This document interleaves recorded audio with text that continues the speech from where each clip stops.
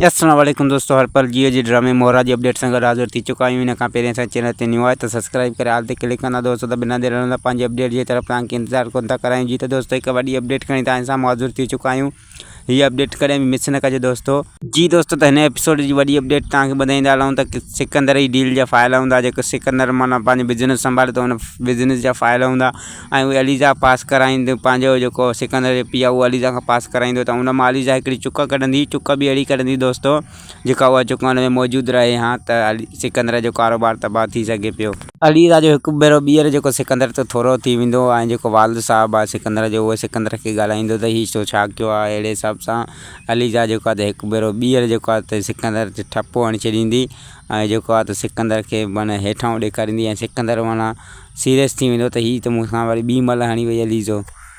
ऐं जीअं त तव्हांखे ॿुधाईंदा हलूं त ख़ानदानी कंगण जेके त अलीज़ो खे मिलिया आहिनि जेके शादी खां बाद में, ऐं जेको त अरीशा खे जेके न मिली सघिया ऐं सिकंदर जे चवणो पंहिंजी माउ खे त जेकॾहिं तो अरीशा खे न ॾिना त अलीज़ो खे मिले जीअं इहे ख़ानदानी कंगण। तंहिं ते पंहिंजी माउ जेको सिकंदर खे चयो त हीअ कंगण मां सिर्फ़ु हिनखे इन जे करे ॾिना आहिनि त जीअं हुनजो हमज़ा जो मां एतबार हासिलु कयां, जीअं हमज़ा असांजो थी वञे ऐं मां अलीज़ा ते वार करे सघां ऐं हुनखे पंहिंजे घर मां कढी सघां। तंहिं सिकंदर खे ॻाल्हि सम्झ में अची वई ऐं हू माठो थी वियो।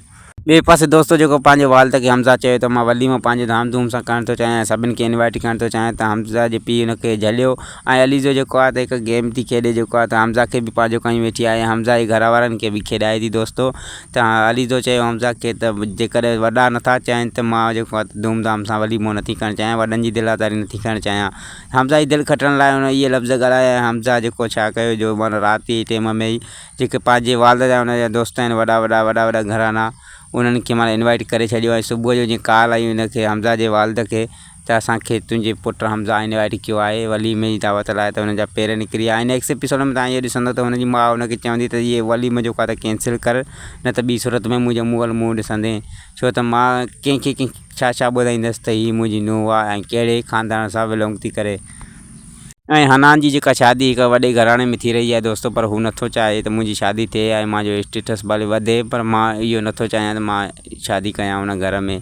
ऐं जीअं त हुनजो जेको पहिरियों इश्क हुई अलीज़ो हुई, ऐं जीअं तव्हां नेक्स्ट एपिसोड में ॾिसंदा त अलीज़ो जेको आहे त बाज़ारि में शॉपिंग कंदी आहे, हनान हुते हुन सां मिलंदो ऐं हुनखे चवंदो त हीअ ड्रेस जेका भली आहे हीअ माना तूं ख़रीद कर, ऐं उहो हुनखे ॾिसी वात पटिजी वेंदो, हुन चयो त हीअ हिते किथे अची वियो। त हीअ एपिसोड जेको आहे त धमाकेदार थियण वारो आहे दोस्तों। त वरी मिलंदासीं तव्हां सां नेक्स्ट अपडेट में। ख़ुदा हाफ़िज़ दोस्तों, दुआनि में यादि।